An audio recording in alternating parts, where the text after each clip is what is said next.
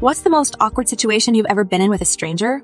I went for a bike ride in my neighborhood at about 12 at night a month ago. It was pitch black other than streetlights every 5 or 6 houses. I was kind of just zoning out, enjoying the fresh air, when something moved out of the corner of my eye. I turned my head to look, and I immediately assumed it was some kind of monster since I had just finished a horror movie, so I let out an extremely loud scream in the middle of the night in a silent suburban neighborhood. The thing, which turned out to be a blonde soccer mom, screamed back at me with pretty good reason. I zipped past her on my bike, yelling, "I'm sorry," over and over again until I got off the street.